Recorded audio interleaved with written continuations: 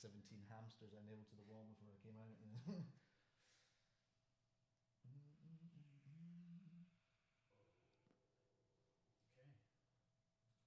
How's this thing going? You got followers and all that shit? Looking, what are you doing there? And we're live. Thanks for coming along, Adam. And I know it's Black Friday, so you could be at home getting all your deals. If you just want to pull that up closer, man, it's cool. There we are. Try and stay here. So you recently got married. I have. How was that experience? Well, who'd have thought it? You've done the unthinkable. I know. I think you're one of the boys. I think you're one of the only people out, like my group of friends. That's pretty sad that I don't have any friends that have got married. Like close-ish friends. You know, I've not seen you in a long time. I'm completely opposite. Last year I went to about 10 weddings, and it was just getting to the point where by the 8th you're like, this is all the same people. Yeah. And I'm meeting them every week. I mean, great people, but fuck hell, it's that. What happened this week? Nothing. I've got no new news to tell you. Fucking. So you're just swanning about, like, getting pissed all the time. Pretty much. So did it go without any? Yeah, no, it went really well. Without any hitches? It was my dad, my dad's a minister, so we did it in his church. Oh, no way. The whole thing. Yeah. Because I was like, fuck, am I paying £500 to get someone to do like a humanist thing for me? Is that what you wanted to do, like a humanist wedding? Well, yeah, I'm not a religious person, so I was like, it was more the sort of cause I could call in the favour and get him to do it and be legit. Yeah. That he could do it, but obviously he's got a obligation as such to do, a sort of religious part to it. So I was like, I don't mind you blessing me, but don't ask me to make any sort of verbal blessings of my own. Commitments to a God I don't believe in. So we did that, and it was all good. And then we had everyone move through to another room, come back, and we had the meal all in the same place. The whole thing happened in the one place, so it was like really easy to keep the party going and stuff like that. There wasn't any sort of standing about at any point, just being bored, which is... Did you have it in Edinburgh, or was it back? Yeah. Polwarth. Oh, no way. Yeah. And how was the venue? Well, the day after was a bit of a struggle because I was absolutely hammered by the end of it, because when you get married, you're like, right, cool, and there's a sort of feeling in that you've got to be able to talk to everyone and that, so you don't drink as much as you thought you might. Yeah. And then it gets to a point in the night, and then fucking... I guess you're not eating throughout the day as well, so you're just drinking and getting pissed. We had a couple of beers as we were like getting the kilts on and stuff like that, but I sort of stopped after that because I was like, right, shit, I've got to say stuff now. Speech was fine. I'll enjoy speaking. Of course you do. I really enjoy it's frontman syndrome right getting there. up and making people laugh and stuff like that. So did you start screaming on the mic? I got a big shout out to the grands. The speeches were brilliant. My brother was my best man. Were you nervous, obviously, for the actual the wedding bit? Because it's quite an important thing. You don't want to appear though you're not taking it seriously. But I'm kind of one of these guys that, like, all my life, like, even right now, but what's over there in the corner of the room? I'll just like drift off. That was my thing in school. Was I'd be like sitting there daydreaming, and then the teacher would like be like, Adam, and I'd come back and be like, oh, what the fuck? How long have I been gone? So I was scared of that, and we watched the wedding video the other night, and you can see me looking up, the ceiling, sighing and twiddling my thumbs, just looking bored. In your mind, were you just like, fuck, stay, calm and collected? My dad says a thing, blah blah blah blah blah, and you sort of echo it back, mirror what he says, and that's all very well, but even I was like, sorry, what would you say? No, I don't want to do this. At least I didn't call, I was at one and the guy called his wife, or his husband, called his husband. I take you to be my husband, and I was like, what? Now is not the time for bringing this out the closet. You might want to, if anybody's going to stand up at this wedding, we should probably do it. She's a man. No, man, it's like, I don't know. It's one thing that probably sort of scares me in terms of things to do in life. I mean, I've kind of chilled out about it now, but it was less sort of the commitment side of it. Now it's more I'm not really religious, or I don't really believe in. It's not for everyone. I come from a family where everyone got married. Yeah. And a few of those marriages haven't worked, and especially now when most people our age are living with someone anyway, then why spend shit tons of money officiating something that in your heart you already think, well, there's no point. And saves a lot of money later on if it does go fucking tits up. Did you get the joint bank account before or after? We've got one of them. Sitting there watching all the money like that. Do you have a ring? Is there a ring that you can show the camera? But not that one. This one. I didn't realise I was getting filmed as well. Yeah. Yeah, I'm quite creepy with that sort of thing. There's several cameras in here. And there's always a sort of low-level one as well. Yeah, man. Like, obviously, congrats on your wedding, and I'm glad it went all well. And so Adam and I know each other from our college days, obviously, where we started our first sort of bands together, and first sort of proper ones. And we started like up and coming in our band Delum Surge, which was an experience. It was the bomb. But I think that was one of the best times of my year. The best times of my year, the best year of my life was the first year of college. And it's something that I always look back on fondly, and I don't know why. I think it's because when you're 17 or 16 or 18, you don't have any responsibility, but you have you can do anything like an adult, So you can go and get pissed, but you don't have to care about getting up and working really. And I think that's why I always look, because not doing anything and getting pissed is pretty good. Especially when the government's putting big wads of money in your bank account every month. Sassy. Like, Mr. Sass. I don't even need a job. I'm reaping for it now. Yeah, I know.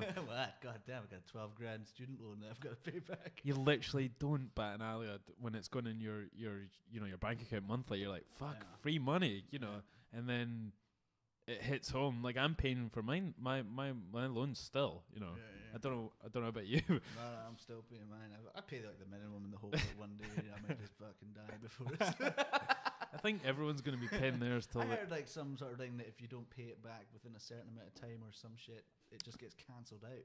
I thought it was if you're earning under a certain amount. That's when you start to pay it back.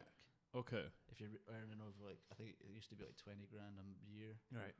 And if you do that, then you have to pay like the minimum installments per month type thing. But I think if you're still like 65 years old, you're not making over 20 grand. I know. Right, well, let's just give this guy a break. He's done nothing with his free education. So that drum NQ's going nowhere. NQ rock music. So you didn't actually do the music course though, did you? You started in I got chucked off the music course. Did you? Yeah, in spectacular fashion. Who? But well, we probably shouldn't say names on this, but I was doing a theory music exam. For me, coming from a sort of classical music background, I was overly confident about it, shall we say, and decided I could do this test after a sort of psychedelic night, so to speak. Yeah. But that's kind of like a general theme with people that have studied classical music. They tend to look down on... I'm not saying that you're looking down on it, but... I certainly wasn't looking down, but I was definitely not caring, because I thought when the push comes to shove I'd be able to do wing it what it was there. Yeah, do it on the night. And I didn't. I'd failed quite a few other units from not turning up, and they just kicked me off. But instead of kicking me off, I was just like, well, can I just hop into the audio engineering course? And for some reason they're like, okay. I never understood how that happened. I don't know if I just turned up to the classes anyway and they were just like, well, it's Perth College. I can't let them go. It's Perth College in Scotland, obviously, not Perth, Australia. So they were probably needing the numbers and you just happened to fill it out. I think I was always surprised that you were really young when you started. Were you not like 16 when you... I was 16. I was like fresh 16 as well. Yeah. My birthday's in December, and I think, shit. As soon as Louis said he was going down, I was like, well, Louis my only friend up here. There's no one else here. Louis a mutual friend that we started in another band together with. I'm sure we'll cover that. Fuck it, we might as well talk about it. We're in a band called Orkfu. That's O-R-K-F-U. The FU wasn't intentional. But it basically came around. You're probably asking yourself how a fantastic name like that came about, actually, Orkfu. And it's a long-winded story, but it's a good payoff, in fact. But the guitarist in our band, the other guitarist, because I was the real guitarist.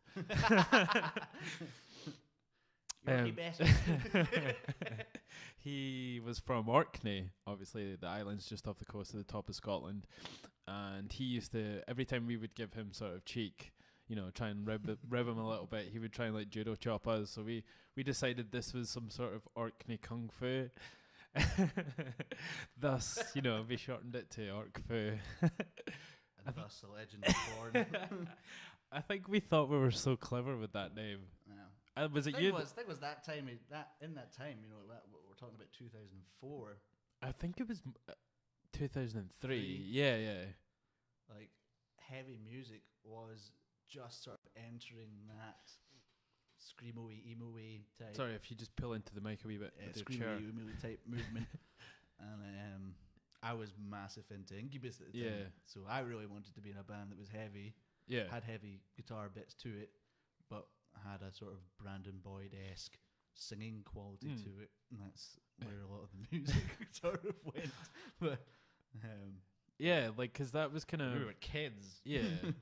I mean, we kind of, when we were writing stuff, it was weird. Like, it was all sort of, we started to naturally get heavier as towards the end of that band.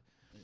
And, there was less singing, but it wasn't like we were trying to phase it out. It just became like more sort of... I was getting into bands like Lamb of God and all this kind of stuff, the sort of new wave American metal, and was like, this is what I'm doing now. This is me. And as a musician, you want to evolve as well. And I think Orkfu just became sort of stagnant in terms of what we were doing. So I think that's how we transitioned into our second band. Got rid of Orkney, Samwise Gamgee, and LP, the oil tycoon. No, actually, he did a bit of drumming for Dylan Surge. But I think we just all decided that it wasn't the kind of drumming that we wanted at that point. Not enough double kicks. Because the LP was like Lee Pietranic, which is a mutual friend of ours, and was playing in the band at college. He was a good drummer, a great drummer, but he just wasn't brought up on the sort of stuff that we were trying to do. So that kind of just... He totally denies it now. See, when you're like, I remember going to see Slipknot with you. He's like, I don't remember it. Slip who? It was like Slipknot and Korn, and Metallica and stuff like that. Well, you were there. I've got pictures of you there. He's just like, no. He probably thinks this is to like all that pop music. Oh, okay. And all that shit. Probably thinks it's just one of his sisters with a shaved head and posturing. He was always into that. I think the metal thing was just to sort of fit in with me. Yeah, you think so? Yeah, well, I don't know. Fit in somewhere. You know, we were at school. We were like sort of skaters and stuff like that. So. Yeah, you weren't really like, when we first started talking to you, like me and my friend Steve-O, the bassist in the band, you weren't like really, really heavy stuff at that point. It just sort of changed. The heaviest band I liked that time was Pantera. Yeah, I remember that being one. And you always kind of called me and Steve-O like moshers because we were like in it proper. Sort of like. Yeah. Well, you guys liked the sort of stuff that I was kind of frowning down at a bit. Like, I think, did you not like Trivium at one point or something like that? Or no, Kill Switch Engage. That was it. You liked Kill Switch Engage. There was a Trivium song that I liked, and you just kind of tarred and feathered me with that and thought that I genuinely liked Trivium. I thought it was like fake metal. Well, they were Kerrang metal. It didn't have any sort of blood, sweat, and tears to it. Well, they got projected so quickly because they were tipped to be the next Metallica. Where are they? And they just nothing. They have nothing. They made one good album. That was the same with like every music genre. It comes round and then it fades away. The good ones remain. Yeah. It was a strange time because it feels like Perth and maybe Scotland at that point was an up and coming sort of had an up and coming sort of music scene. Oh, definitely. I don't talk about like Perth as like in a bad way. Like, no, you know, was that was great. The music scene in Perth was amazing. Playing the venues around there at the time were thriving. Yeah, go in like Thursday, Friday night, get a show, and you get loads of people turning up to see them. We became the resident band. Yeah, it's quite easily to fall into that. But now, like, we literally played the same gig venue like 3 weeks in a row. The same people. I love you. Oh, was there people there actually? I didn't realise that. Through the smoke. The good old days when you could still smoke on stage. I know, man. That was crazy. That's my thing. I just like to disappear behind a big... Well, did you not want to... You always like drank Jack Daniels and smoked loads of fags before a gig. So I can't do that anymore. Like drink Jack Daniels because of that. Mm-hmm. Like because drinking so much of it. Really? Then, like now I taste it. Like even when I'm like, if I'm hungover and I have like a glass of Coke the next day, yeah, it feels like there's Jack Daniels in it. Yeah, it gives me that sort of. Whoa. I can't. I've never had Jack Daniels. So I would just drink beer and rum. The best.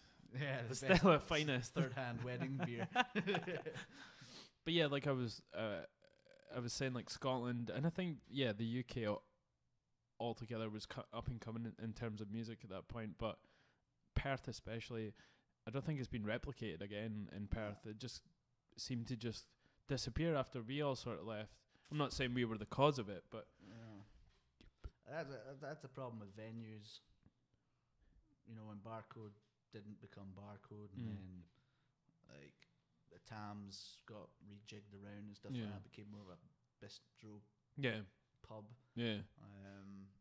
So there was nowhere to play, and they tried to open places. I know they tried to do that green door thing and stuff like that, but yeah, is it the green rooms or something like that? The problem with that is when you're not having your gigs in a regular place where people go to drink anyway, then it's hard because then you have to sell tickets and get people in. Twa Tams is it used to be one of the most well-known sort of small venues in Scotland. Everyone played there, like, you know, Biffy, Ocean Colour Scene and Biffy and Reef and all these bands from like the 90s sort of indie Britpop scene. That was where they would come if they were playing in Scotland. And it's crazy they just let it sort of go at the wayside and never, because that's like a sort of national treasure in a way, you know. It should be.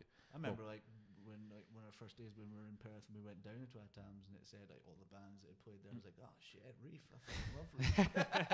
And I was like, if I could play that stage, I've made it. I've made it. And then you're on that stage and you're like, if I play Barcode, then I've made it. And then you play Barcode and you're like, shit, I've not really made it anywhere. But we did have like sort of, when we got to the Delham Surge days, this was the band after our art fair, and it was more sort of math metals, you know, like Lamb of God type. It was pretty much a Lamb of God rip off, but we were starting to develop our own sound. Like once we were getting like past the sort of, you know, that sound, and like we had some great times, like playing up and down like we're Scotland, playing, like every week, maybe like twice a week, some nights, some weeks.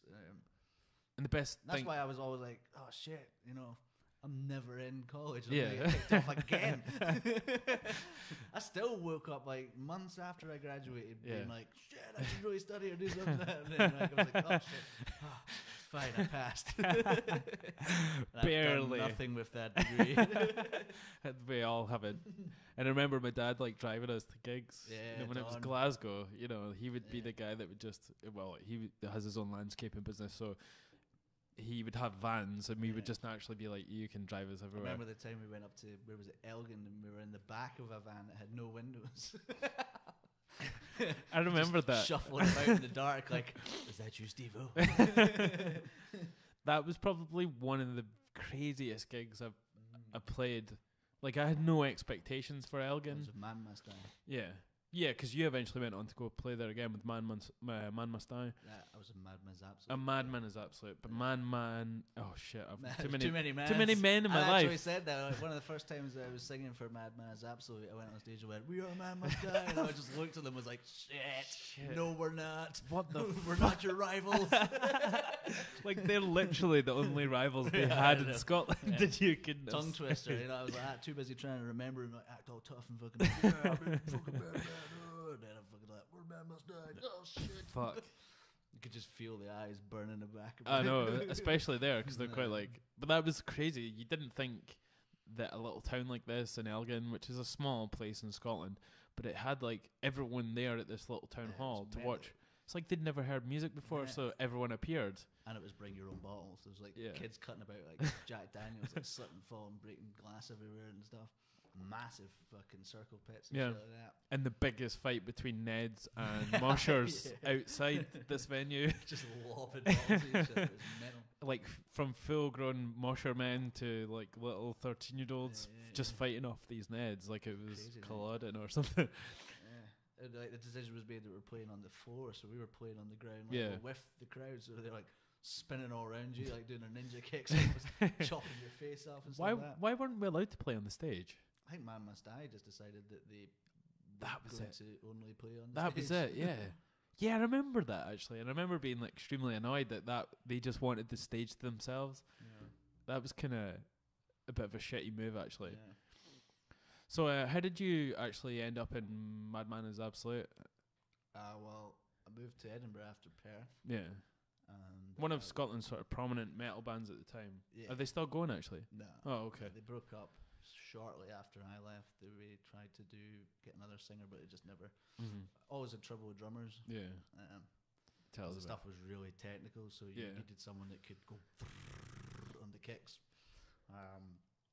So yeah, moved to Edinburgh to try and get some work doing like audio engineering type stuff, which never happened. Of course. I ended up like putting up like the Ladyboys from Bangkok's tent or something. No way. Were you inside it while it was happening? Yeah, I was doing it. They were all helping. They probably could lift more than you. No, that fucking way to pick up this big fucking bit of truss and this big like this. I could see these high heels behind me, and I'm like. She's like, we want to help, and I was like, no, it's all right, I've got it. And then these big, massive hands come down. Not your own, obviously. No, like tiny hands. I remember that, like they were swinging me about from like a fucking ladder that was like right up. I'm putting all these spotlights on the top of this huge, like 50-foot circus tent, and they're just like, hold on, like, what the fuck? And then fucking leading me to an army. So I was doing that for a while, just setting up places. Never actually got an audio job. But the whole time I was looking for a new metal band to join.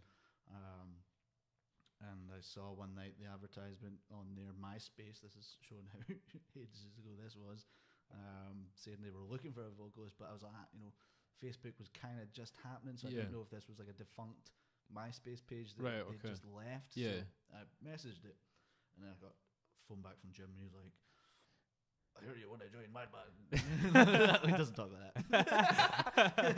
But he basically was like, fucking listen to the Delmser stuff. And he really dug the sound that I had and all that kind of stuff. And thought they were all a lot older than me. Yeah. So I was maybe 19 at the time.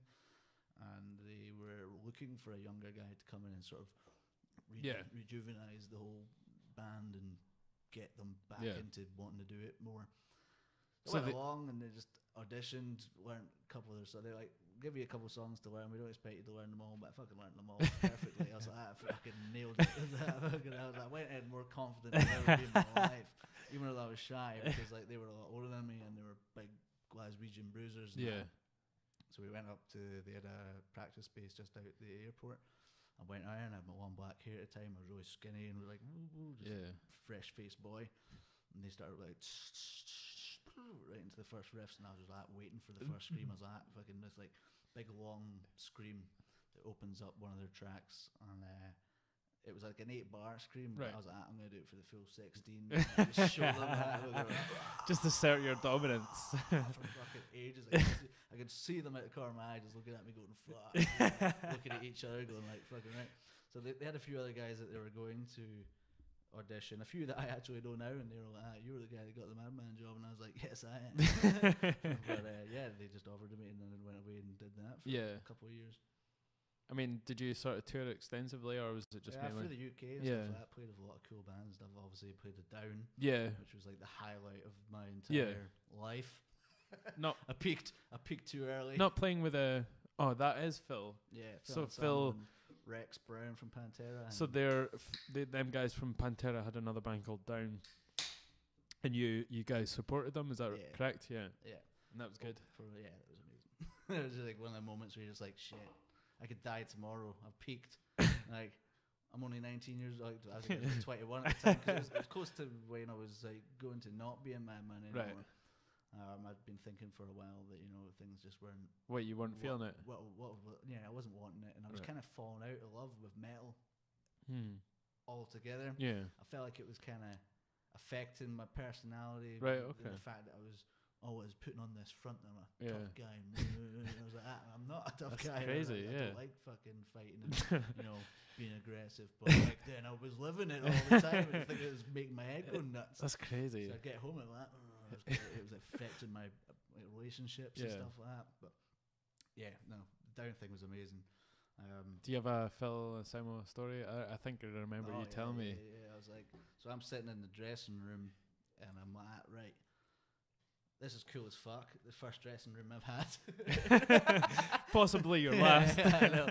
There's free beer, stuff like that. I'm like, this is great. You can hear, because it's just a very thin partition between the wall that Down were in, right? Okay. to the one that we were in, so you could hear them in the background. You could hear Phil's voice, like mumbling in the background. You're like, fucking hell. Because he's got quite a deep sort of, and it you know, goes through walls, I guess, and you know, space and time as well.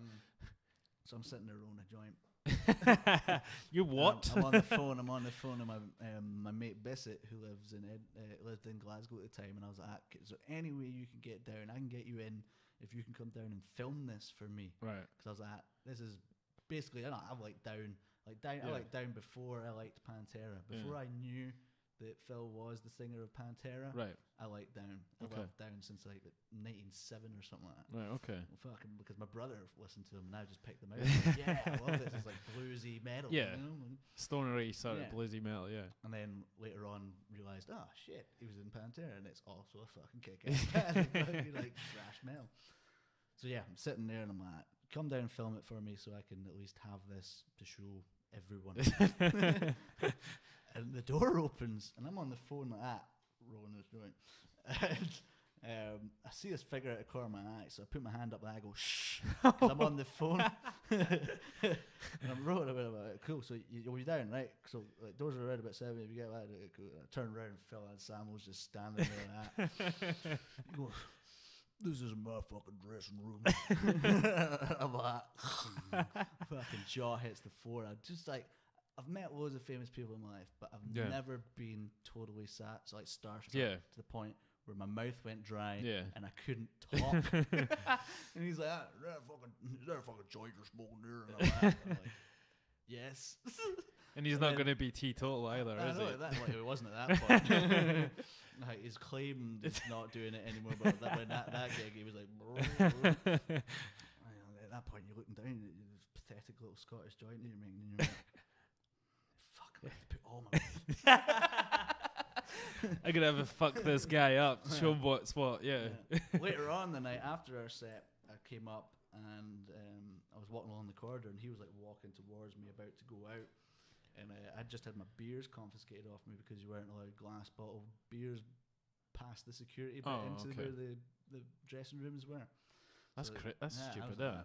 So Bill Anselmo's bound towards me, and I think he's going to say something like, "This guy can like drink beer whatever he wants." I'm like, "Look, this guy's cool now." And he's like, "Why are they stopping you?" And I was like, "Because I got glass bottle beers." He's like, "Well, of course you can't have fucking glass bottle beer right here." And then he goes, "I heard some of your set," and I'm like, "It's you?" Because I was like, like, you didn't expect them to work, and because he's a boxer, you know, he's got big fucking massive hands. And he went like that, slapped me on the face, and went, "You can fucking scream." I'm pretty sure to him it was just a gentle like that, but to me it was like big sausage fingers. Knocked my fucking face off. I'm standing like, I'll never wash this face again. That was it. Like, Davey, the guitarist, at one point went into the toilets and he was like having a full-on fucking shower with Phil Anselmo, like both of them butt naked, just like scrubbing each other's back. Did he get a bit sort of, anti? No. Did he get a bit sort of racist in any way? No. That's like people said this sort of stuff and like everyone's got their story, but I thought he was cool as fuck. He didn't. Yeah. Even the guys in my band were like, they'd played with them before. Oh, okay. When they were Pantera, and they were like, now Phil Anselmo is a massive cunt. Really? Yeah, right. He's a dick and all that, but like, depends on his life when you're getting him. Like, are you getting heroin? Yeah. Are you getting alcoholic? Yeah. Are you getting cool stoned Phil? Are you getting clean sober Phil? That's crazy. But I'm glad to say that you meet your fucking idol. Yeah. For me, it was a great experience. Didn't let me down in any way.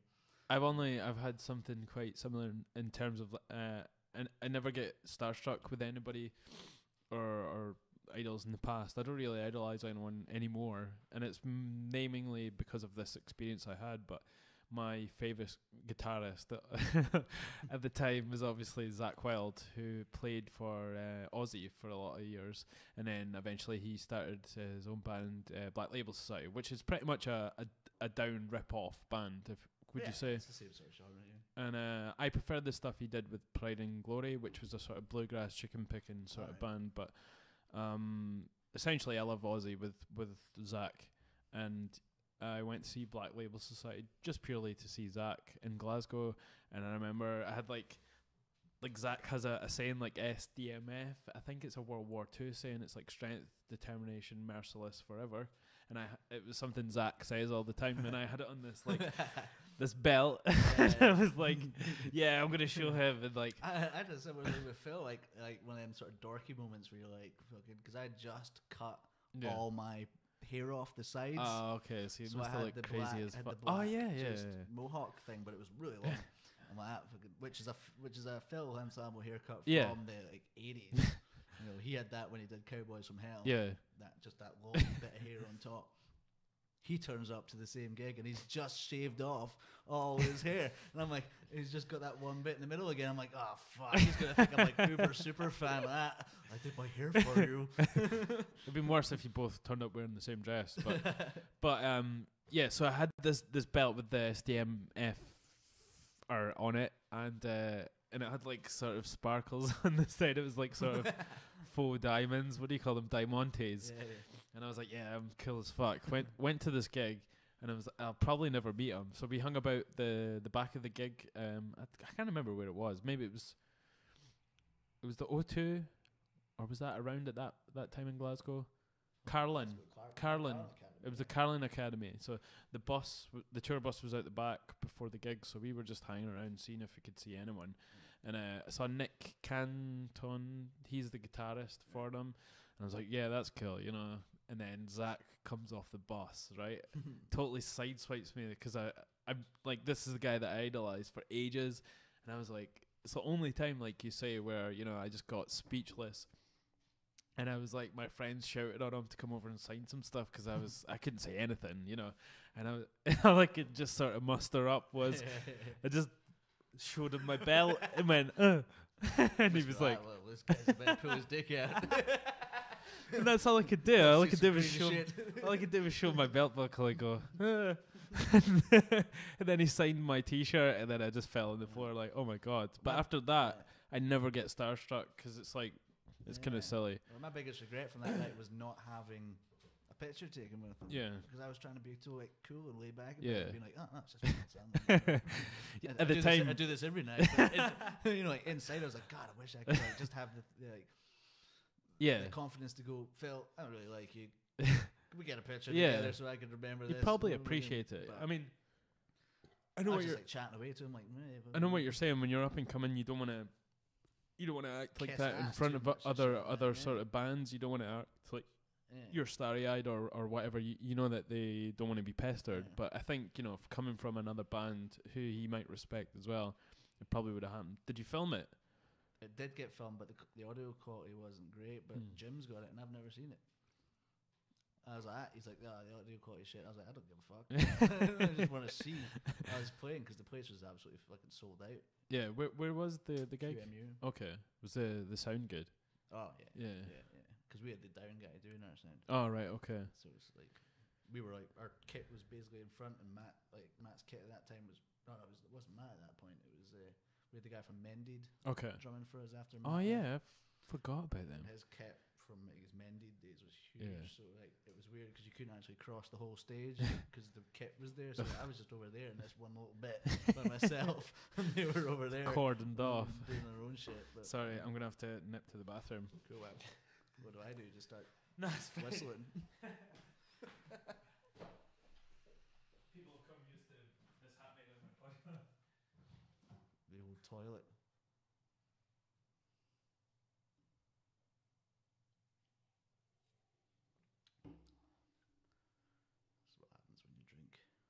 Stella. I'll probably need to go soon. It will just be a podcast of people peeing.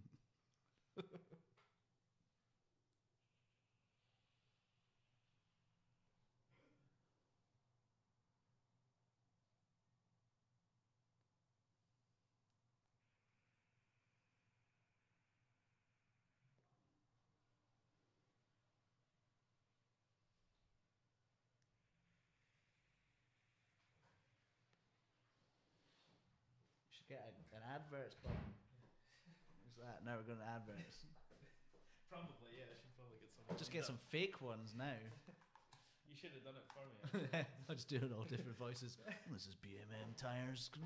And I'm back. So yeah, you were talking about something that I found interesting, that you started to feel that when you were playing metal towards the end of your career with Madman, that it was starting to affect you like big time. Yeah. It resulted in having a complete fucking breakdown. Really? Yeah. I never knew this. Yeah. So I left Madman because I was starting to feel this way.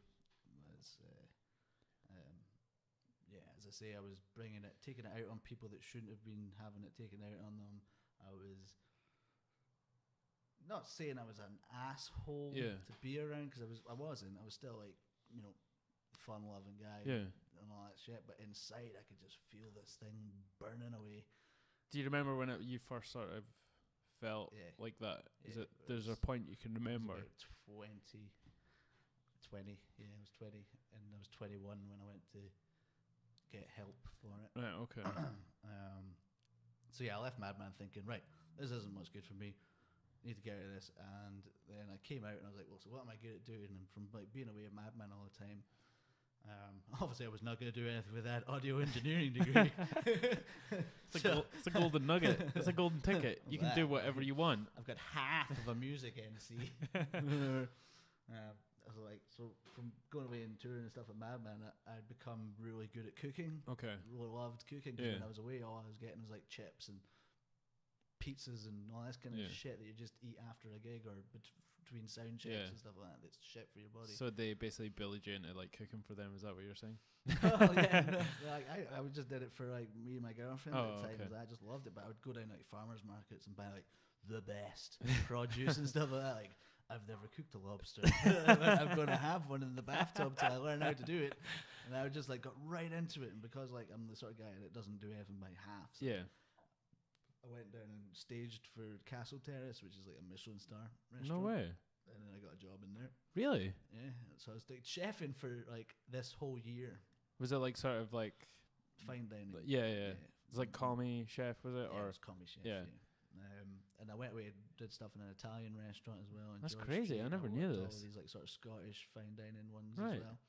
Just sort of hopping about restaurants, trying to find what it was that I wanted to do, because I didn't like the high-end Michelin stuff because it was like fucking, one little thing wrong and it's fucked, and you're gonna get some guy screaming at you and fucking throwing plates over the fucking one caviar egg just like I saw this guy like fucking throw a plate behind him once and just smashed and went into everyone's stuff. Really? The whole kitchen had to start again from scratch, and he was like, if you want to fucking shout someone, blame him. And the fucking waiter guy's just like, what the fuck? Just melted on the spot. And you're sitting there like, I hope I never fuck up.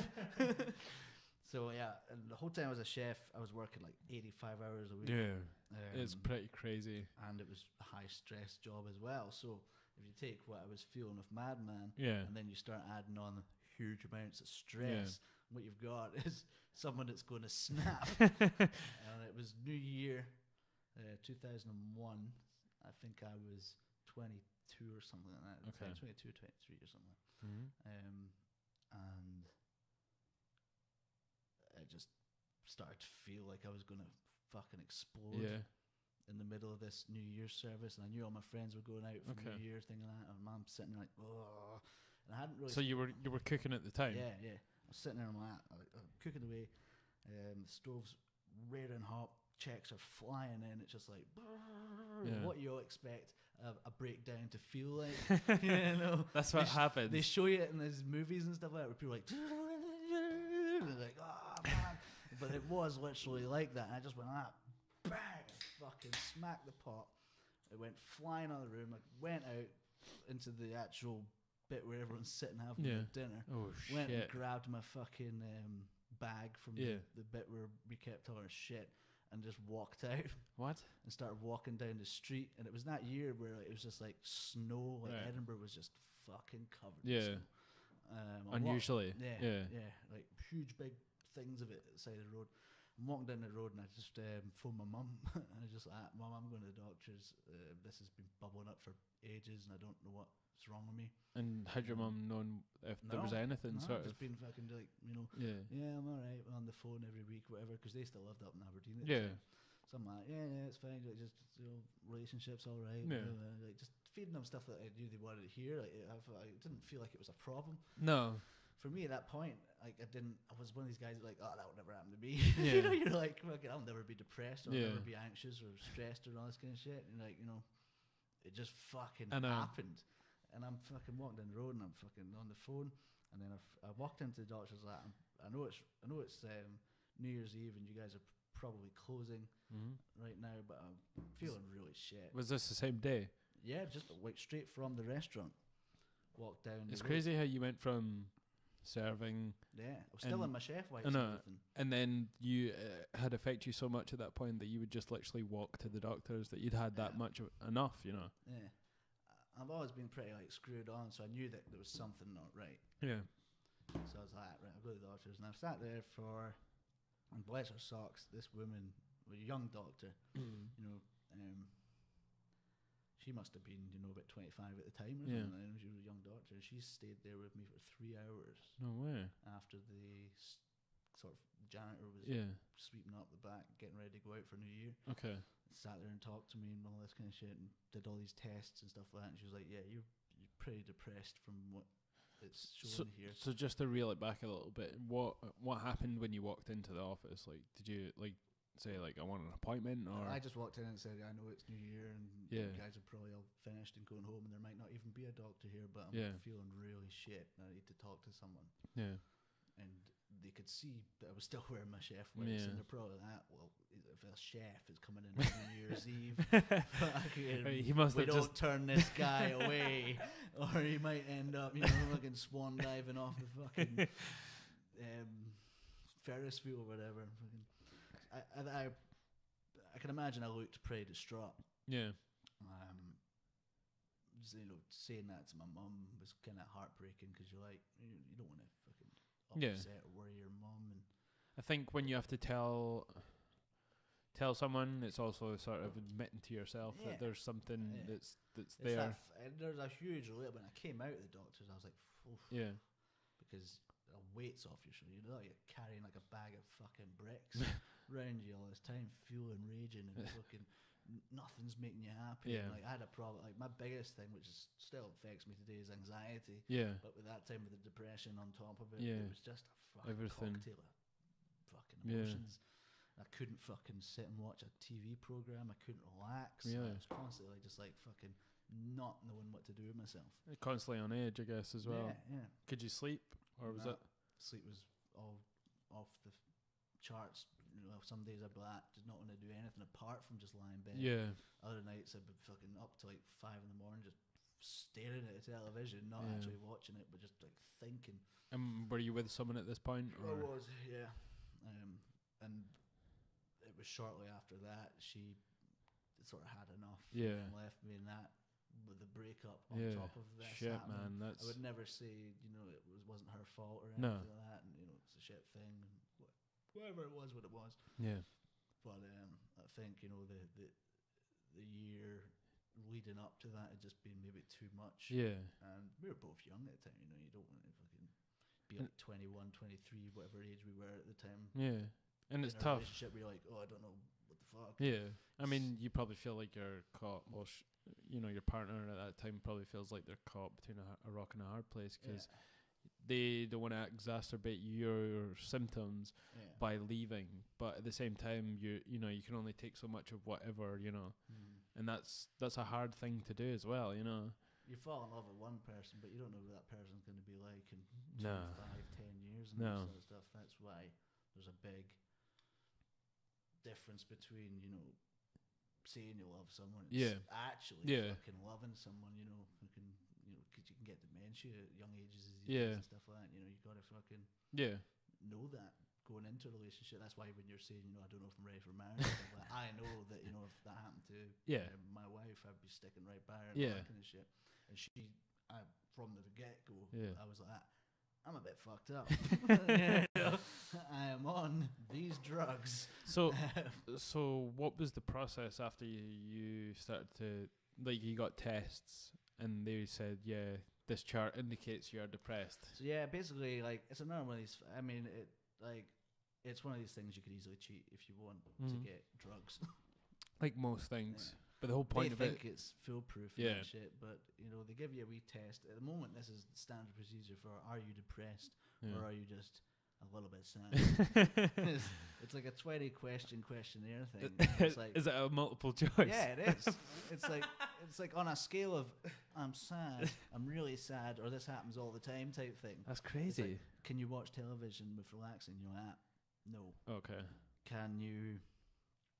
Do you feel sad? You're like, well, obviously, you did a depression test. The questions are all like that, really stupid things that you're sitting there thinking, well, is this to catch you out? Type thing? I'm just being honest in that. And it comes back, and you get like 10 out of 10. You're like, oh, well done, you're depressed. And then I won the depression test. Yeah, the next thing that comes out is the fucking prescription book. Right. We'll give you this. We'll give you that. It seems kind of sort of. It seems kind of stupid to have a questionnaire as opposed to someone actually speaking to you. Yeah. Did you feel like it was sort of... Well, they take that test, and the first thing they do is they refer you to your local sort of health. Yeah. I think it was called Health in Mind or something like that, which is a wee clinic that's just like... Sorry if you could just run by donations and stuff like that. So they're not getting paid lots to do this. Yeah. And the resources, you can tell, are just thin. So... when I went along, this is like the sort of, I might be meeting like a sort of psychiatrist type guy that knows about this kind of shit. So I walk in this room, having just recently, like I think it was like a couple of weeks after New Year's was when I got the appointment to go to this. And I walk in, and the guy's like fucking barely 19. And then I'm sitting beside him, and I'm like, he's talking away, and I'm like, look, I have quite a good insight as to why I am the way I am, but I don't feel I can talk to you because I don't think you've experienced life enough to give me your opinion. Like the sort of stuff that I've had, that happened, suicides and people with fucking dying all over me. Depression and anxiety doesn't even start to affect you until you're in your 20s. Yeah. So that's, if he's barely... He's still a teenager. You can't relate to that, and that should be a no-brainer. And stuff like no, I was like, but at least you were honest. I was like, everything you're doing up to this point is out of a textbook. Yeah, and unless you've had a total fucked up life, then I don't think you're going to be able to give me the kind of things. When I tell you what's happened in my life, and that's why I'm the way I am, I could see like the shock in his eyes. He couldn't believe what he was hearing. Yeah, and I was like, I'm going to need someone that's either, older. Yeah. But at least you're honest about it. Like, a lot of people would just leave it and be like, okay, this is the way it is. This is official procedure. Yeah. This guy must be qualified. But still, it's about how you feel in those interactions, and you should be able to just say, look, this is how I feel about this. A big thing for me when I was going to the doctors was, I'm going to do this head on. I'm going to cure myself. Yeah, I want to be better. I want to feel better. I want to wake up and feel the way I used to feel. And so I never went into any of these things the way some people do, where they half-arse it or they skip around or anything like that. I was like, this is what happened to me. This is what happened to me. This is what happened to me. This is why I feel this way. Blah blah blah blah blah blah blah. In the hope that they could be like, okay, well, if you do this, blah blah. So after you've had this initial chat with this guy, they then refer you to like CBT stuff, which is basically going meeting and a guy and talking shit over. What does that stand for? CBT? Is it cognitive behavioral therapy? Okay. Where you're basically just talking about shit. And this is something that they refer you to after your initial appointment. Yeah. And there's a long waiting list for it again. So if you're really fucked up, like I'm saying, I'm maybe about a 7. Yeah. But you'll have these guys that are wanting to commit suicide, and these guys that are like come out of the army or come out of this shit and having a real rough time, and they've had to now wait 4 or 5 months before they're actually sitting in front of a psychiatrist talking it over. In the meantime, they've been given drugs that fucking maul you out and make you feel worse. Essentially, when you're feeling like that, I guess time is something you feel like you don't have. So that that's an impossible. Especially for me, because in the time that it took me to get referred to the point where I was like speaking to someone, my girlfriend had left me. Yeah, I know. Which I didn't want. You know, I genuinely thought I loved that girl, and then that happens, and you're like, oh well, fuck. Yeah. Now I've got this, and like the next thing to go is your job. You're like, well, I can't be fuck going to work because I feel so shit now all the time. Yeah. Seems to be the common sort of way it goes when people are in these situations. It's job, then girlfriend. It's just a long list of things that you just start fucking losing. Yeah. Which with the. Did you feel like you were self-sabotaging in any way? I know that's a sort of a common sort of theme with this sort of stuff in terms of like you like people push other people away. It definitely was. Or was it just you didn't feel like you were pushing, but because you were naturally sort of acting out, maybe that was what you were doing? I think just because like I just had enough. Yeah. Like, you know, like, who was it? It might have been your guy, Joe Rogan or something like that. Joe Hogan? Joe Hogan. I was watching this thing the other night, and he said that depression, the way to think of it is deep rest. Yeah. Like, it's your brain saying it needs a deep rest. Yeah. Do you know who he was talking to when he was talking about it? I think they were talking about. I think it might have been Louis C.K. and Jim Carrey and all that kind of stuff that's happened recently with them and that shit. But yeah, no, he was talking about that, and he was saying like this is what the body is basically saying. So you know, you weren't going out acting out, or you weren't fucking aware that you were acting in a way that was pushing people away because you were just done. Yeah, you're just sitting there like, be fucked. You can't be. Yeah, I'm just like I'm so tired of feeling this way. I feel absolutely like depression it's not a feeling of sadness. Yeah. When people say, "Oh, I'm depressed because they're sad," they mean they're sad. Yeah. Depression is just like lost. It's like, you know, when Stranger Things, when they go into that fucking other wee world, the upside down or by something. Themselves. Yeah. That's what it's like. You're just like, yeah. You don't think, you don't feel, you don't want, you don't. It's bleakness. Motivation's gone. Yeah. Energy's out the window, and it can flux. 1 minute you're like, fucking right, I'll go out. Yeah. And you go out and you have a good time. But like, it's just like putting a plaster on like a tumor. Yeah. Because it's going to come back even worse the next day. It's crazy because we go through our teenage years, and I think those are sort of the best experiences that you have in terms of, I mean, I'm people in those years probably do suffer from depression. I'm not saying that doesn't happen, but it tends to sort of manifest itself later on in your life. So you're free from that, and that's always your how you compare your feelings to. Yeah. Like, you know, I felt great at this point when I did A, B, and C, but now I just feel this underwhelming sort of, you know, bleakness, and it's like I obviously felt this way at one point, so why do I not feel that way now? So many factors that add to it. So what happened after you went to CBT? Yeah, CBT didn't work because I was sitting there and I was addressing all these big issues and all this sort of stuff, and I was kind of waiting for that moment. Yeah, you know, like the epiphany. I was like, I've seen Sopranos. Come on, fucking when's my fucking shit? Stop thinking that thing. That's all it is. It's they just try and adjust the way you think. Yeah. But if you're coupled with anxiety the way that I am, I've got a brain that just boom, boom, boom, boom, boom, boom, boom, never switches off. Yeah. It's constantly thinking about everything. Yeah. And when you're feeling that way, when you're depressed, it just accelerates everything even more. Yeah. So I'm sitting there like, as I say, addressing it. This is what I've done. This is all the shit that's happened to me. Blah, blah, blah, blah, blah, blah, waiting for this to happen. I was like, well, it didn't work.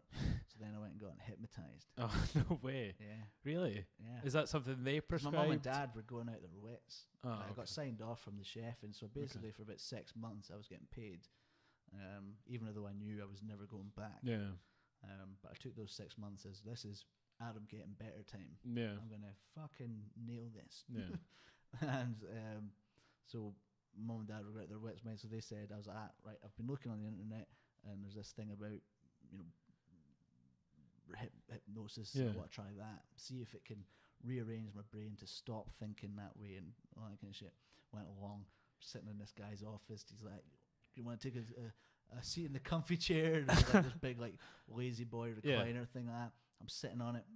He's talking me through like, right, I just want you to imagine that it's got this like crazy fucking rainforest music on, and it was just like I'm like in this guy's house in his like office. Like I'm like, fucking hell. I was like, this is how people get murdered. At what point did you start thinking this is crazy? Like when you walked into his house? When I said to him, I got like halfway through, like, and just like tried my best, you know, tried to relax and stuff like that. I was like, and I got to about 45 minutes into it and was just like, mate, I'm not feeling anything. I'm not even like close to feeling sleepy right now. I just feel fucking weird. I don't think this is going to work for me. And just got up and walked out his house. That's crazy. Mum was waiting in the car outside. Got in the car. She was like, "Oh, how did it go?" And I was like, "Oh, it's bollocks." I don't know. Maybe you have to be one of these guys that, and then, you know, that's why Darren Brown has these guys that scout out. And there are people who are susceptible like to those sort of things. They're going to be more easy to put under more of that, because I don't know if they want it more, or their brains just calm. Or which people that comes with depression is people that overthink things. So maybe that is something that can't help them, because you're constantly thinking every single second of what you're going through. So it doesn't. He wasn't more to do the depression. He was more to deal with the anxiety and try and adjust some of these irrational thoughts. That's the clinical term for what I've got is irrational thought behavior. So irrational thought in this circumstance of being in his office is me sitting in the armchair going, "This is how people get murdered." I wonder if he has murdered anyone in here. You know, so you're getting irrational thoughts. I'm just thinking these things that probably never fucking happen. When you apply that to relationships, it's boom. One of the psychiatrists told me I would never be able to be in a relationship and no one would ever love me. What? Which I thought was a bit fucking a step over the mark for him to say that to me. A therapist said that to you? A psychiatrist guy that was paying money, a private one. Because the thing was, after a while, the CBT guys, I was like, right, I'm going to get an actual out of the yellow pages. I am a psychiatrist. Fucking, this is what I do. Here's all my fucking trophies. And was he private? Paid a lot of money for him. Could get away with that. That's crazy. 6 months and was still just like, this is still the same fucking shit. And what was the sort of how did he come to that conclusion? He said I had like a sort of thing, like I would always destroy the relationship, no matter how comfortable I was. My brain would always be like, oh, she's all fucking someone else or fucking this, blah blah blah blah blah blah blah. But that's all part of the symptoms of what you're going through. Yeah, you know, that's not. So you're never going to love someone, or someone's never going to love you. That's part of your mental health. Yeah, that's crazy. I thought it was ridiculous when he said it, but because you're in this room, you're like, maybe he's right. Am I unlovable? My mum's done a pretty good job. I know someone that'll love me. You know, if you were someone that looked into it too much, you'd be like, well, all my relationships at this point have failed. Yeah. And then you're going to start beating on yourself rather than going, right, well, that's bollocks. But he's only just pointing out what the symptoms of what you're going through, as opposed to saying that's the end of it. Yeah. And that's so stupid. The way that he irresponsible. Worded it, it was very sort of, oh, well, I might as well give up. Yeah.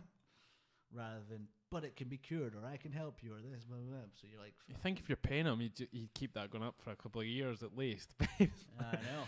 Come out of that on the last session. I should have told you this the first one, but no one's ever going to love you. You're a beast. Not even your mum. So I'm going to take a talk. Okay, yeah, okay. No, we're all good. Yes. You'll never move. Go to your hand.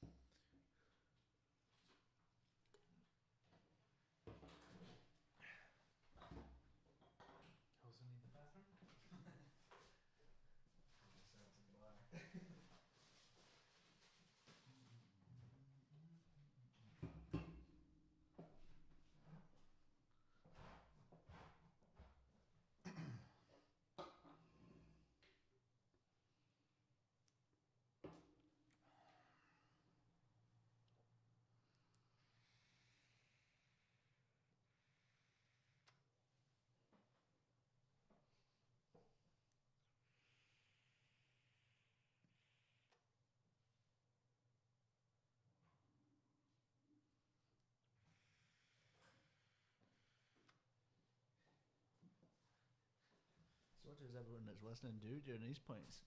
What? That's fine. They just sit there watching it. I cut it out on the podcast. Okay, so obviously before we get to, you must have addressed everything that you went through somehow at some point, but in terms of, like, I know that you smoked a lot of weed when you were younger. Do you think that had any effect on anything? Is that something that was brought up in your treatment or anything like that? No. I mean, I suppose it could, but I was always anxious. One of my sort of earliest memories of feeling this way was when I was a kid. Yeah. I remember we got back from Aberdeen shopping trip one day, and I went up to my room, and I just had this overwhelming urge to scream. Right. Like, there was like a sort of boo noise in my head, and I just fucking buried my head into the pillow and was just like, you know, like just screaming. Yeah. I'm like, this isn't normal. I'm No. like 8, 9 years old. And I was always out with this golf club just hacking up bushes and shit like that. You know, I was just always venting something that wasn't really there.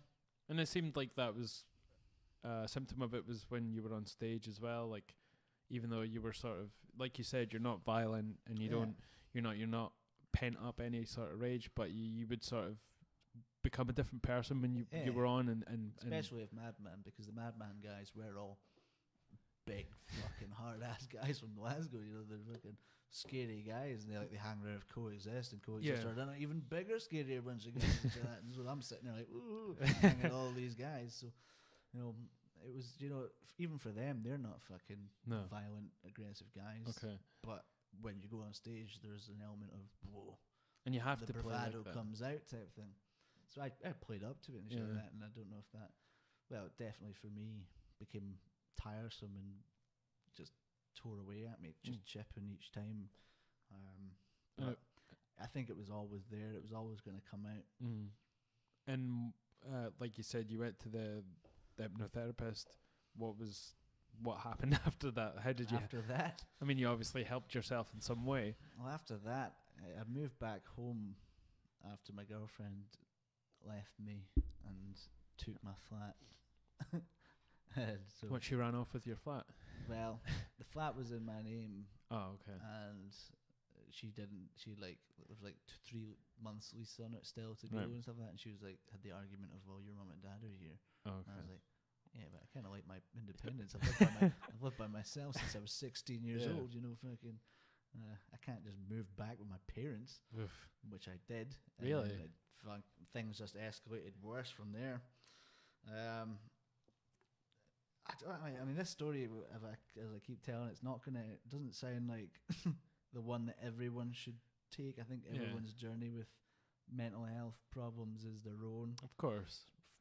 At this point, someone else might have been feeling a lot better and cured or whatever. Well, not cured because there's no cure, but definitely feeling better in themselves. But for me, moving back home, mum and dad just fucking lit a fire.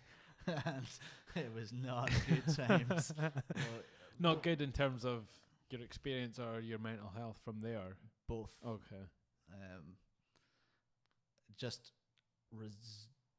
transforms you back to being like a 12-year-old, 13-year-old kid again, you know.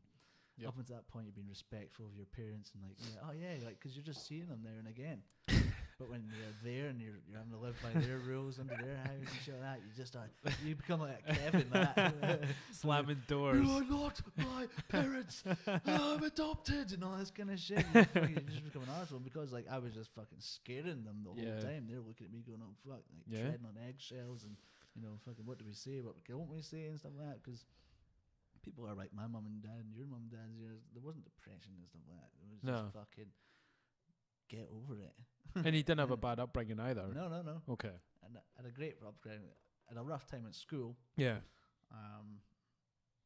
Which was another reason for me leaving school so early. Was I just need to get out of here. Getting in fights constantly. People after me. People fucking pulling knives out on me and shit like that. And I was just like, thinking, this is ridiculous. This is like a quaint rural Aberdeenshire fucking place. What the fuck's this all about? With these guys that just fucking took a fucking disliking to me in the last couple of years of school and just made life hell. Yeah. A lot of that affected my confidence and stuff like that. And I didn't really get it until I was like doing Delms or shit like that in Perth. I was kind of like, but I'd always been like a. Because I remember popular guy at school and shit like that, but then fucking. You were quite quiet, and I remember that, you know, and you were quite reserved when I first met you. But you just when you were on stage, you just, like I said, you became someone else, or your normal self. I guess. I take a lot of time to adjust to new people. It takes me ages to trust them. I've got massive trust issues. Trust me. But that came later on in life. I was like, oh, that's I just don't trust people. People are dicks. But you just think it's you being an arsehole, like. But it's obviously there's issues there that are, you know, even though it's not an issue, but that's just part of your personality, you know, and it takes a while. I think it's like almost like a defense mechanism. Yeah. Like, if you can withstand that and you can still want to hang out with me and shit like that, then you're a good friend. That's it. You know, all my best friends have seen me like, whew, it's a wonder how I've still got friends like. Poor old Louis P. I know. He took me on a holiday. During this depression thing, that was one of the things. After my girlfriend left me, he took me to Spain, right? And we went on like a sort of holiday, but we went at the wrong season, so it was just like all these old people. And, like the Golf Open was on, and we were just like, "There's all the fucking clunge." Did you get some? Yeah. I'm not gonna admit. Was it an old sort of old Yeah, grannies? Yeah. Some backstage betties. Okay. So what was the point that you started to feel better? What made you feel better? Or so I eventually moved out of mum and dad's and got my own wee house. Not my house, flat. It was a 1-bedroom like studio thing. No bigger than like maybe 2 of these rooms here. Right. And I just went to town on the drinking. Really? Yeah. I wouldn't say, like, no one ever said you're an alcoholic. Right. People, my friends were worried. Because by this point, I'd set up my own business. Mm-hmm. So I was doing digital marketing stuff. Yeah, there's a big gap there between the... Did you not set up an online zine as well? Was it Boneyard? Yeah, that was how I got out of this funk for a bit. Okay. So I'm living in this 1-bedroom flat. And I'm getting paid by clients who are paying me on a retainer basis. So I was sort of scraping by doing work for them. And what were you doing in terms of work? Sort of like search engine optimization stuff, social media stuff, email marketing and stuff like that. Stuff that, you know, takes a couple of hours, but because I was doing it by myself in my house, I could then clock off at like 4 in the afternoon and go to the pub.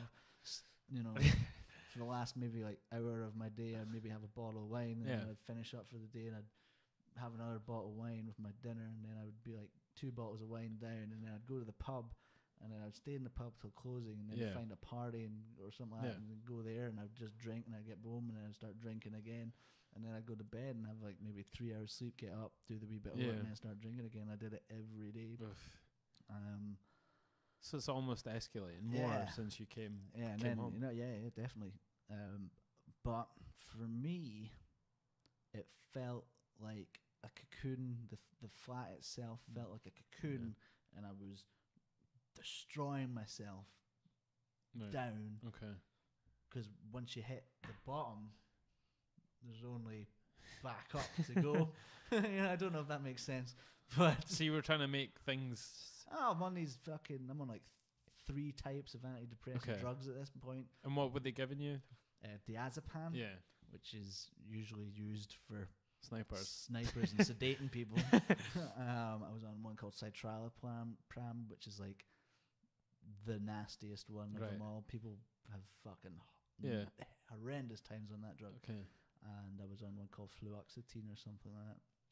I've been on so many that I can hardly remember the names. One of the ironic things about being on these things is they can actually cause sort of suicidal tendencies as well. The first thing on every single leaflet inside says, these pills may induce suicidal thoughts. So you're sitting there like, well, that's not going to help. And would you? That's the last thing I want. And someone that's been through that, would you endorse people taking them when they're dealing with these things? Again, these are all chemical imbalance pills that are meant to try and rewire bits of your brain that are producing too much or too less of a chemical. Yeah. I can't say that citalopram wouldn't help someone else, but for me, I was taking all these drugs, and apart from diazepam, wasn't really feeling much of an effect. But I was taking them because, as I say, I wanted to give them their 6 month to a year trial to make sure, like, give it its chance to work. Because it's like antibiotics; you want to do the full course. These are all drugs that don't kick in until like 3 months, so you've got to build it up in your system, give it time for it to level you off and find a dose that's good for you. I was on really high doses of them all. So were they constantly adapting your dose? Yeah, you go in that. How are you feeling? That? No, not too good. No, that. Well, more. That's crazy. And that's basically how it went till it got to the point where it was like, well, we can't give you any more. You have enough to kill a full-grown whale. No, you have to. Why you know, they were always trying to be like, drinks antidepressant drug itself, so you should probably not be drinking. And I'm like, well, the drinking's the only thing that I'm enjoying in my life at the moment. But during that time, as sort of miserable and sort of bleak as it sounds, I was going out to the pubs and meeting lots of people. I came out the other end of this with huge amounts of friends. People that I've been in pubs with like all my time, and I never had the guts to go and speak to and stuff like that or whatever. And now I had a huge friend network of people, and that's when I was sitting one day and I was like, what do I enjoy doing? Like, I enjoy the music, I enjoy writing, I enjoy, the sort of alternative scene. I'll start an e-zine that covers this and supports it and promotes it with no ambition to make money off of it. It will just be a sort of I don't know what you call them things. Grassroots sort of. Yeah, grassroots. DIY sort of thing that, would benefit others. Yeah. And that's the key. Yeah. I think to getting out of depression is to stop sitting there and going, I feel so shit. Is to start helping others. Through helping others, you just can't help but feel better. Yeah. So even if it's just going along to like the library and reading with an old guy, or helping someone across the street, these little deeds I found started to make me back into who I wanted to be. It's quite good. Like, if you can't help yourself, then help yourself feel better, then make sure you help other people around you. And it's funny how at your lowest that you sort of summarized everything that you were feeling and what you were going through, and then made a positive outcome of that, like, with your magazine, your zine. You took account of everything that you were enjoying in your life at that time and tried to make a living out of it, almost, and that's brilliant, I think. I went like full hog on it, like the whole doing good thing. I went out with the sort of, right, I've got to tick like 5 things I've done that are good. So it could be like holding the door open for someone, or the extremes of things. I once just went up and got involved in this fight between these 2 guys and this girl on George Street.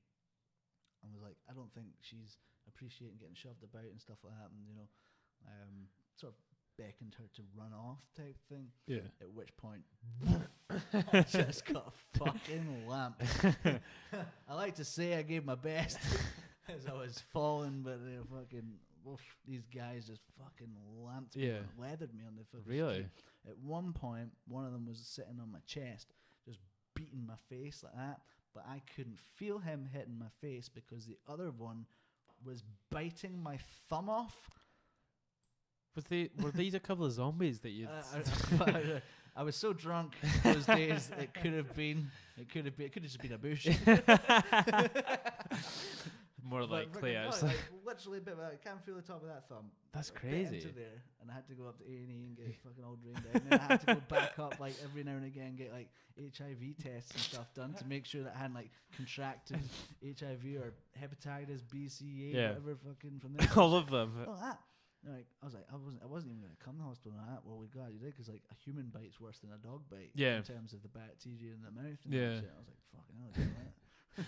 So you set yourself sort of tasks and lists to set get... myself little tasks and goals and stuff like that. And then when I started Boneyard, it became the sort of, right, I'm going to set up a guy graffiti in a wall, and me and John, my brother, who sort of jumped on with me onto this idea, would go and watch them do it, document it, make a wee article of it, and we would put out about maybe 24 articles a month, just going like all the skate parks, meeting all the skate rats. I saw at that time, I didn't know that you'd been through this at this point, but I remember seeing your Facebook and you were sort of, it seemed like you were getting back into skating at that point. Yeah, that was another big thing for the whole, it was Christmas again, it was close to my birthday, and I've just went into a skate shop to look at the jeans and stuff like that, and there was the old Zero deck that I used to have that had the skulls on it with the blood dripping down, and I was like, oh, fucking hell, I'll buy that. So I bought it. Your inner mosher was like, yeah, guys, like, do you want any trucks and stuff? And I was like, all right. Bought it,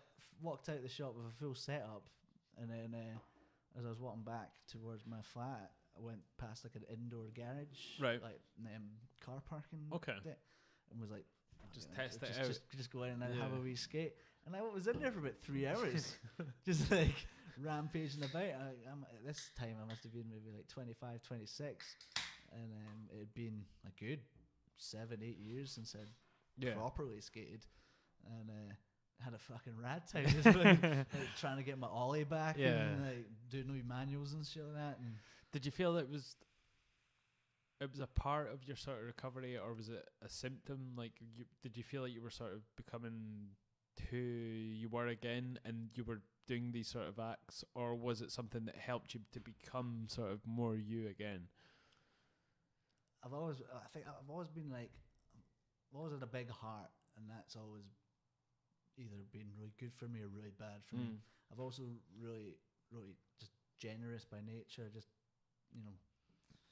I've always liked to give back and share things with people and stuff like that. I remember on my 19th birthday, actually, you guys went up at the flat. You all made me a Rustler's burger, which is a delicacy in petrol stations.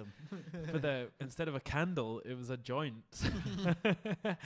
It's probably the best birthday, and that was all organised by you.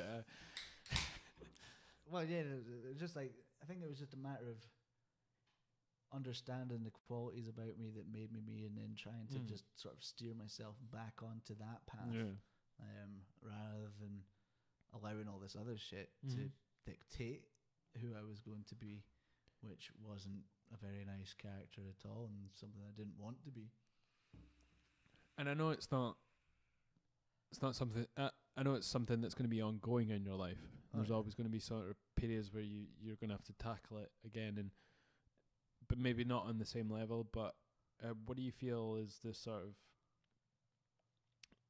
your point with your mind now? What do you feel? Where do you feel you're at? Well, I'm glad that the depression thing for me has left. The anxiety thing remains, and I am on a drug for that at the moment called paroxetine. And that's the first drug that I've ever taken where I've been like, hey, shit, I'm not actually thinking about shit. My brain's still a million miles an hour every day, but it's not thinking about stupid shit that's not going to happen, or stupid shit that will never happen, with the one purpose of destroying what it is my brain or is closest to me kind of thing. It's always been relationships or something like oh, person's going to cheat on you, fucking person's out doing this and blah, blah, blah, blah, or fucking with a job or something like that. Oh, I can't do this, and like fucking or interactions you have with people as well. Just ridiculous stuff that stops you just enjoying life, and that's what anxiety is just stupid thoughts that stop you from enjoying life. It sounds simple when you say it like that, but with anyone with anxiety will tell you that it's like living a hell. It's like being trapped in your own wee personal hell, and your brain seems to be its own thing that just rules your life. For me, the thing that got me out of depression was, so during this time, during the drinking days, I was in a band called Row on 3. Oh yeah, I remember you did that. So Row on 3 was basically a down, tribute-y type band where I was just writing bluesy, stonery music and just being a riot on stage, falling over all over the place. Just like my pre-gig setup just looked like this table, about 8 beers on stage, and I'd go through every single one, fucking falling over, being a fucking riot. People loved it because it looked fucking cool. Did you feel like you were playing up to a character as well? Yeah. It wasn't so much a character, but it was a character I'd become at that point where I was just drunk Adam, and fucking people were always like, "Oh, he's a fucking like cool guy to have around at a party and shit." Like that. He'll be a fucking riot. He'll say something or he'll do something ridiculous, and that'll be funny. And then from there, I took a break. Well, I finished rolling 3 because probably gonna die. Started back up with Hair of the Dog. Okay, and that's your latest band that you've been doing. Current band, yeah. But you've been doing that for a few years now, is it? Doing Hair of the Dog, not as Hair of the Dog, but I've been in Hair of the Dog with my brother and Ian since I was about 12. Okay. So.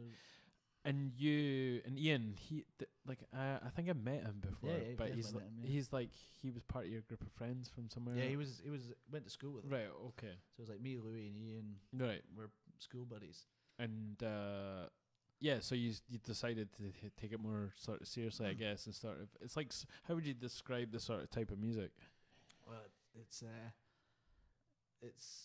dubbed in genres as sort of psych rock, classic rock, retro rock, this kind of stuff, because you're taking your influences from the classic rock bands that did Zeppelin, Jimi Hendrix, Cream, Deep Purple, all that kind of shit. And a lot of the bands that we play with take that very literally. So they're dressing like in the 60s and dressing like in the 70s and stuff like that. They look like they've just come off. Is that a thing now? Yeah, it looks like they've just come off of a fucking like VW camper van, and like, you know, you're like, man, like we play this one band. Are these young people, or is it people your age that are sort of trying to replicate that? I'd say they're probably, well, they're all mostly younger. There's a few ones that are probably about the same age. Okay. That's a weird thing. Like in your head, you feel like you're still like 21 anyway. So you're like younger than me. What? They'd have to be like 10. And then you're like, shit, I'm 30. So they probably are younger. But yeah, they're definitely people that weren't there. You know. Yeah. What we've always done, we've always just been skater guys. Yeah. You know, and I've always just dressed in black. Yeah. But I wear skate brands and stuff like that, 'cause it's what I grew up wearing. It's what I feel comfortable wearing. So we don't try and be that. We just what sets us aside, and what all the reviewers and all the critics and all that kind of say, is that we take that, but we add on a sort of heavier, more modern sound to it, which comes from our love for like Rage Against the Machine, which was one of the bands that we used to play as kids. Yeah, when we were just all of us. In John's room. I mean, I remember you when we used to go around to your first flat in Perth. You had that massive Rage Against the Machine poster, and I used to love it. Even though, like, I knew that album inside out. I knew every song on that album, and then seeing this massive poster, obviously of the Burning Monk, and it was just so iconic, and it was a brilliant.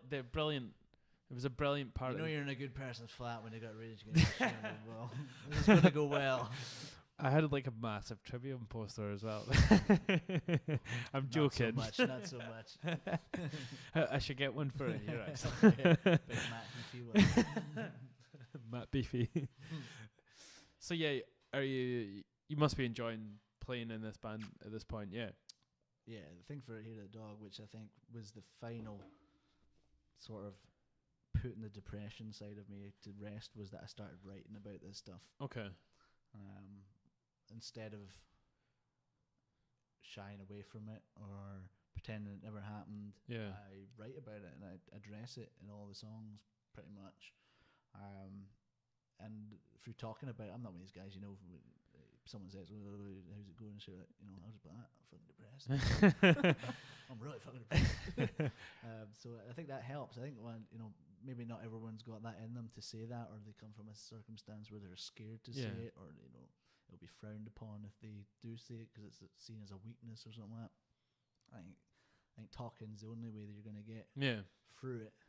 Like, I kind of had a little bit of a hint that you maybe went through something like this, because I remember one of the guys I've had on my podcast, Rob Garrett, he suffered, I think it was like my second sort of podcast I did last year, and he came on and talked about his experiences with ayahuasca, and he suffers from severe depression. And I remember you commenting saying like this, you know, really affected me in a way, and I was like, but you're Adam, you know, I know you as this person that's you know, nothing like that in any sort of way, and it sort of struck me that you obviously did go through something like that. That would have been like right in the middle of it, I think. Really? Yeah. Is it something you thought about? Maybe try and, you know, the what we talked about in terms of ayahuasca and the sort of, it's hard because Remind me again what it was. Well, there's like going out into the wild and stuff like that, and like living one with nature and doing like a sort of Native American spiritual. Get naked with squirrels and stuff. No, it's basically ayahuasca is obviously didn't impact me that much. I was drinking lots. You're a bullshitter. No, it's a brew that these sort of Amazonian tribes, and it's an initiation, and they use it, and what happens is it's two plants that they bring together. One of the plants makes you hallucinate like fuck, which has DMT in it, but because the way your stomach's set up, it has a chemical in it, so you don't digest the DMT in a way that makes you start to hallucinate. So the other DMT stuff's very interesting. I would do that. Well, that's part of it. Like I would rather do the initial sort of ayahuasca, because obviously you have to go through the shaman, and there's a 15-hour sort of, you know, experience, and you kind of, all the ones I've heard about is people like sort of shredding and shedding their old self.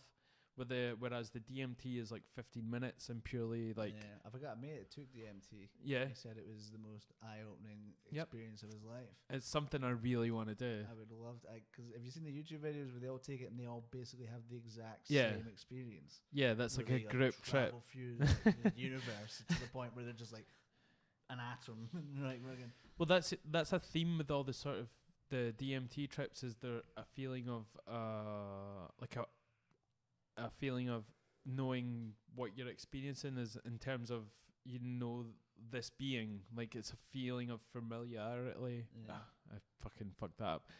That's the Stella. But it's the Stella talking familiarity. Familiarity. But you know what I'm saying? Like everyone experiences, like whether it be God or whatever it is, but they feel like they know this being. And it's something that everyone feels when they do this. Yeah, I really want to do it as well. I've been reading this book by Russell Brand, the recovery one. Right. Is that the one he released recently? Yeah, the addiction one. Okay. And it basically talks about, you know, how to battle addiction through this 12-step program where you've got to, you know, accept that there's a power greater than you. Some people call that a god. Others people call it their football team. Yeah. Other people, you know, but accepting that there's something that's higher than you, bigger than you can ever know, and it's there to work with you and for you. Yeah. But you have to be open to accepting it into your life before you can allow it to happen. You know, growing up in a religious family, you know, you're like fucking. My dad's not a traditional minister in the sense that, you know, he believes there's a big beardy cunt in the sky.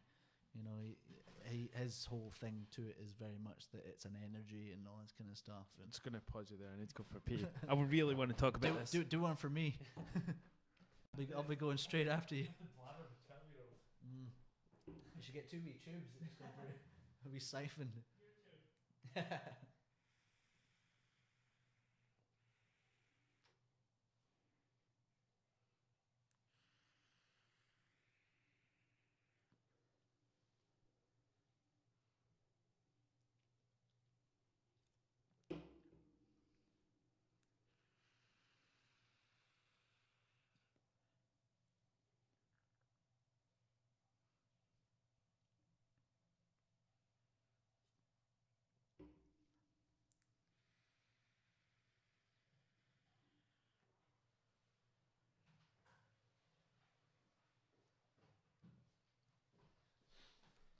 Tagging in. Fuck's sake. That's all it takes. See someone feeding on it.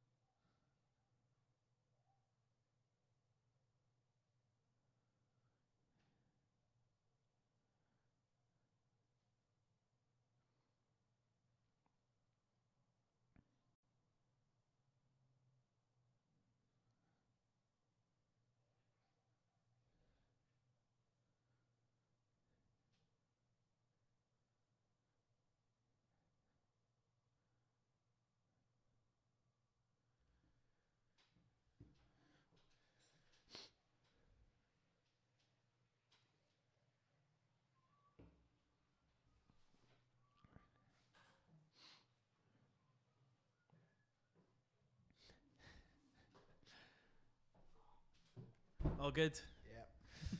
So, back to Russell Brand. Yeah. Like I think he's excellent. He's really articulate and he has a lot of great ideas. But I think what he's selling as his brand is the addict. You know, I think he has to align himself in such a way that he sees himself and monikers himself as the addict. And I know that's part of the the recovery step, but it seems like he's been in it for how many years now? Like he's clean. Like how many years has he called himself an addict? You know. Well, it's a big part of his life, I think. So I think if you're a heroin addict, you're not gonna just brush that out. I think he only did it like twice though, or something. No, he was a junkie for like fucking full on 8 years or something like that. Like all that time, that like like when he was doing MTV and like Big Brother, Little Brother, whatever it was, and all that kind of shit. And heroin. Okay. And as was Davina McCall. Of course, really? Yeah, no way. She was a heroin addict with him. What? Mm-hmm. Really? Mm-hmm. Not good old Davina. Street mate. She was on heroin. That's why she was so chirpy. Well, but yeah, like it's kind of tough because obviously if you're a heroin addict, you just obviously you have to wean yourself off, but you just stop doing heroin. If you're addicted to coke, you just stop doing coke. But he was a sex addict as well, and it's like, how do you stop being a sex addict? It's one of these things that like has only just become named as an addiction as well. Like people, that's what that Harvey Weinstein guy is undertaking at the moment. His way of getting off the ringer. But it's bullshit. To say, I'm a sex addict. But that's I think there's got to be a fine line between you're a sex pest and a sex addict. But it's like what's his name? The guy from House of Cards. Kevin Spacey. Yeah, he came out and in the face of all these sort of controversy was like, well, I live as a gay man now. And it was the worst excuse. Yeah. Like everyone just was like, this is not gonna fly. See, when you're in the PR and marketing business the way I am, then you know that these are the things that people have just said, right, this sounds like a good idea. Like, is that all you guys have got? Yeah. Is for me to come out as a gay man? Because everyone knows I'm gay. Everyone. I didn't know this. You didn't? Nah, it's massive gay. I don't. Massive gay. no, like all the Hollywood circles knew it. It's one of these things that they all knew, they all accepted it, and they didn't need to feel the need to talk about it. This is a complete surprise to me because I remember when it first came out, Laura, my girlfriend, we spoke about it, and she was like, "Yeah, it's a well-known secret that he's this sort of like predatorial gay guy." Yeah. And I was like, "What? This is complete news to me. Like I'd never heard it." Yeah. And then like there's so much that's came out about him that it's like they cancelled House of Cards essentially, and there's a lot of that going on at the moment. Well, they did the same with too much of it. They did the same with Wonder Woman. Like she said she wouldn't make Wonder Woman 2 unless I think one of the production guys had been accused of it. Yeah. But it's if these guys have done these things, then yes, it's terrible. But there is this sort of fear mongering in a way, like anything that could be possibly perceived as anything like that. If you bring it up, then these people have their careers ruined, you know. Yeah. And I'm not advocating that people doesn't even need to go to like. All it has to do is be brought up. Yeah. And your career's ruined because no matter what, you go from being the podcast guy to the rapist. Yeah. You go to like NBA. Yeah. Fucking basketball player to fucking the rapist, the perv, this kind of thing. And if it goes through court, then and they get found to be guilty, then that's fine. These guys should be put away. Yeah. And then. But there was a list of people that were MPs that came out in the scandal recently, and they were saying these are all the people that are linked to sexual scandals. And one of the things in the list was this guy had sexual relations with this woman and had a kid and lived together. And it was like, well, that's a relationship. And it's like, and one guy liked to be peed on. But they were putting that in the same category as people that were sexual deviants, Yeah. And it's like, fetishes. Well, I don't want to be peed on, but I don't care what this MP guy does, Having a baby and a relationship is not not the same as raping someone, you know. When that happened, was like a headline MP. Okay. I'll tell the jokes around here. Okay, I think that's probably us. I think we're done. We all good? Yeah, and thanks for coming on, man. Like, it's all good. There's part of my. I've been meaning to come for months now. What about the podcast?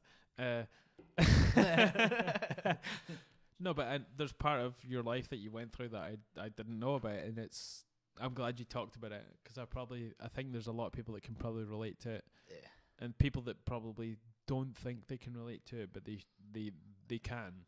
It's definitely something that needs to be talked about more, and I think when people like me talk about it, then it opens some eyes. Cause as you say, what? Adam was depressed when? Those words don't go together. Like it doesn't make any sense to people. But so your band, Hair of the Dog, is playing tomorrow in Glasgow, is it? Yeah, we're opening for Royal Thunder. Okay. A band from the States. Are they quite sort of well known? Yeah. All the bands we don't really do gigs much unless we're doing them for good reasons. Okay. Which is usually because the band's pretty big. They're tomorrow. Yeah, they're really awesome. That's an Audio in Glasgow. Okay. Audio? I've never heard of that. There's so many new venues. Okay. I think it used to be close to where the Arches and stuff like that. Oh, right. Okay. Geography's not great. But and where can people find you, like, or your band, you know, on online? Just Facebook, Hair of the Dog. Okay. Not even UK. You guys have got the Hair of the Dog. Pretty much. There's only another Hair of the Dog, and they live in New York.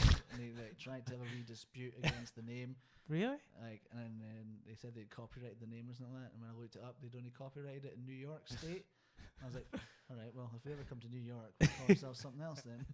But until then, I've copyrighted it in the entire world. Okay, and thanks for coming on. Yeah, thank you very much for having me.